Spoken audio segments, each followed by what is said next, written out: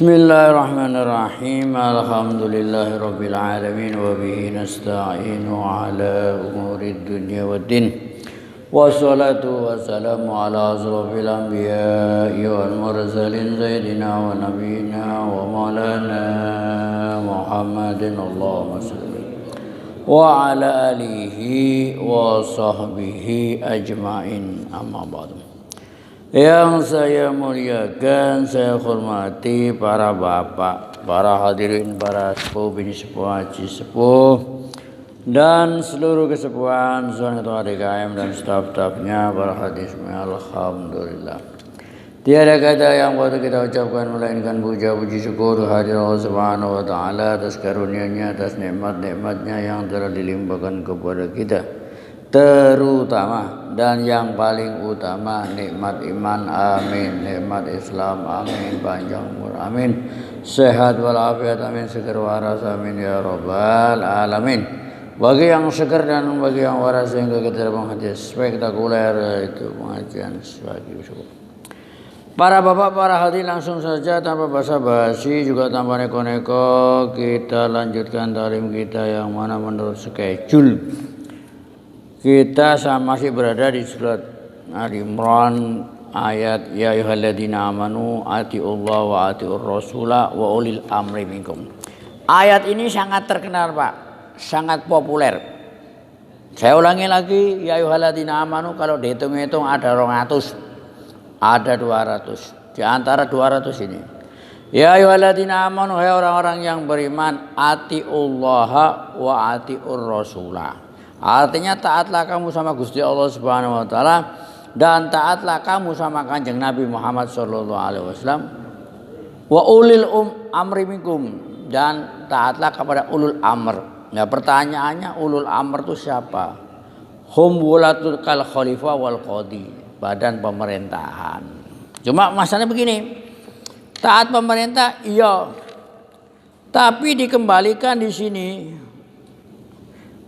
ada dua kata atiu di sini. Atiu pertama kepada Gusti Allah, atiu kedua kepada Rasul. Artinya apa? Ini sebagai penekanan ala wujubi taatih. Wajib kepada Kanjeng Nabi sallallahu alaihi wasallam fima yasdur minhu anhu, apa-apa yang datang dari Nabi sallallahu alaihi wasallam minal awamir, daripada perintah-perintah dan larangan-larangan. Yang lebih, yang zaidah ala ma fil Quran. Jadi begini Pak ceritanya Pak. Ini kesimpulan saja ya, isu-isu ya.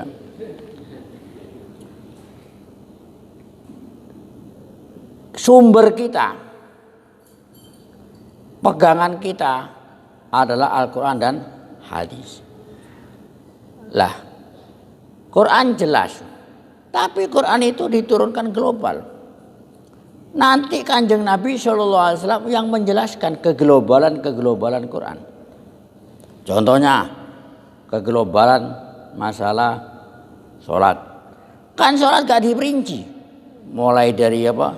Waktunya, fardu-fardunya, ya, yang membatalkan semua kan gak diperinci di Quran.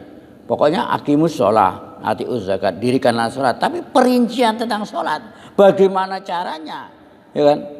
Bersuci sebelumnya atau syarat-syarat dan rukunnya, Kanjeng Nabi yang menjelaskan. Nah, hadis-hadis seperti ini sepakat harus diikuti. Ya iya, kan Nabi yang menjelasin, ya kan? Makanya solu kama ra'aitumuni usolli, sholatlah kamu sebagaimana saya sholat. Nah, Nabi sebagai contoh. Nah, tapi nanti ada pembahasan-pembahasan yang datang dari Kanjeng Nabi yang tidak dari Quran. Maksudnya Nabi bersabda tentang mencetuskan hukum-hukum yang enggak ada di Quran. Contohnya, kullu dinabin minasiba haram. Nabi mengatakan setiap yang ada taringnya, binatang yang ada taringnya, yang taringnya digunakan untuk nyokot, haram. Setiap burung yang berkuku, yang kukunya dibuat nyengkrem senjatanya, haram. Lah perincian ini enggak ada di Quran ini, Pak. Jadi bagaimana seperti ini? Ini masuknya di sini. Jadi ikutilah Allah, ikutilah Rasul. Penekanan ditekankan untuk mengikuti Rasul, zaidah yaitu yang enggak ada rincian di Quran. Quran nggak nerangin Pak kalau macan itu macan itu hukumnya haram. Mau macan doreng, mau macan Sumatera, mau macan Kombang, enggak? Semua macan, semua yang bertaring. Jadi Nabi kalau menjelasin itu langsung setiap yang bertaring itu haram. Ya mau macan, mau serigala, mau kucing, pokoknya yang bertaring, yang ditaringnya digunakan untuk senjatanya membunuh. Ini macan. Saya tanya sama Pak, kalau macan ompong, sekarang umpamanya nih ada macan ompong, hukumnya bagaimana itu? Kan tadi al-hukmu dalam kajian usul fikih itu al-hukmu yaduru ma'illah. Hukum itu berputar mengikuti penyebabnya. Macan itu penyebabnya karena ada taringnya. Sekarang kalau taringnya dicabuti, macan ompong, apakah tetap merubah status apa enggak? Hah? Tetap macan, tetap haram itu. Lah iya, itu ompong enggak ngomong itu masalah teknis Pak. Tapi zatnya tetap ya seperti itu, ceritanya begitu. Nah ini seperti ini. Ini Pak. Nah kemudian kan ayat ini atiur Rasul itu pembahasannya. Wajib orang itu mengikuti Rasul sallallahu alaihi wasallam yang datang dari perintah dan larangannya yang zaidah, yang lebih dari apa yang dari Quran. Kemudian terakhir wa ulul amri minkum, pemerintah. Lah pemerintah ini kemana larinya? Jawabannya di sini ini tabiiyah, hanya pemerintahan yang mengikuti Quran dan hadis. Aslinya begitu, la istiqlaliyah.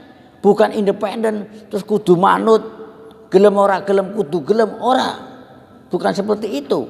Makanya katakan, tahu dari mana itu? Oleh karena itu, habis ayat itu ada ayat selanjutnya terusannya fa in tanaza'tum fi syai'in. Kalau kamu terjadi ribut-ribut, perselisihan dalam suatu masalah, farudduhu ilallah wa rasulih. Kembalikan itu ke Quran, kembalikan ke hadis. Kembalikan ke Allah Ta'ala yaitu ke Qurannya, kembalikan ke Rasul yaitu ke hadisnya. In kuntum tu'minuna billah wal yawmil akhir. Karena kembali kepada Al-Quran, kembali kepada hadis, itu semua orang bisa Pak. Hanya orang-orang yang beriman saja. Kan ya begitu. Kan ya begitu kan. Hanya orang yang beriman. In kuntum tu'minuna billah wal yawmil akhir. Hanya orang-orang yang jika kamu beriman kepada Allah dan kepada Rasul. Dan pengembalian seperti ini, pengembalian masyarakat kepada Quran dan hadis, dalika khairun wa ahsanu ta'wila. Itu bagus bagi orang yang beriman. Kalau gak beriman ya enggak. Kan ya begitu. Pak, saya mau ngomong jelas-jelasan aja, terang-terangan aja. Musuhnya orang Islam itu ada loro, Pak. Ada musuh yang cetha welo-welo, ada musuh yang remeng-remeng. Musuh yang cetha welo-welo, ada musuh yang remeng-remeng. Sekarang ngomong musuh yang remeng-remeng dulu Pak. Musuh yang remeng-remeng. Siapa itu? Setan. Itu musuh yang remeng-remeng dan memang kita harus musuhi. Ya. Inna syaitana lakum adu fattahiduhu aduwa. Sesungguhnya setan itu adalah musuh bagi kamu, maka jadikan dia musuh. Jangan dikancani, jangan ditemenin. Itu masalahnya. Jadikan dia musuh. Ini musuh yang remeng-remeng. Ada musuh yang melok-melok. Tahu melok-melok? Yang kelihatan nyata. Siapa? Yahudi. Qurannya jelas. Inna asyadan nas adabatan lil ladina amanu al yahud wal ladina asyraku. Quran mengatakan Gusti Allah, sesungguhnya asyadan nas adawatan lil ladina amanu, orang yang paling memusuhi orang beriman itu Yahudi.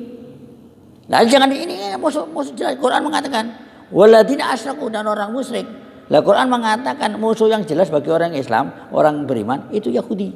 Lah jangan kamu jadikan Yahudi ini konco. Jangan dijadikan konco, jangan dijadikan teman, itu masalahnya. Jadi kita biar tahu, biar gak ikut-ikutan, ya ikut-ikutan arahnya melenceng. Itu aja. Orang gak usah neko. Quran bilang musuh, ini musuh. Quran bilang teman. Kita harus memusuhi apa yang dimusuhi Allah wa Rasulullah, dan kita harus berteman apa yang sukai Allah wa Rasuluh, gitu aja. Itu ceritanya Pak. Jadi kesimpulannya sudah disimpulkan, wajib taat sama Allah, ya. Wajib sama taat Rasul, ya. Baik sabda-sabda Rasul yang ada di Quran yang menjelaskan keglobalan Quran maupun sabda-sabda yang independen. Karena kita diperintahkan taat kepada Allah dan taat kepada Rasul. Yang kedua ulul amr, dia kita taat kepada pemerintahan pemerintah yang taat sama Allah dan Rasul, gitu loh ceritanya. Lah kalau gak taat sama Rasul ya harus diikuti. Makanya kembalinya kalau terjadi perselisihan, fa in tanaza'tum fi syai'in, kalau terjadi perselisihan kembali kepada kitab dan sunnah. Enggak kembali ke pemerintahan, karena pemerintahan tidak diberi izin independen. Hanya pemerintahan yang taat kepada Allah dan Rasulnya itu yang kita ikuti. Saya kira jelas Pak, kurang jelas ceramah sendiri. Assalamualaikum warahmatullahi wabarakatuh.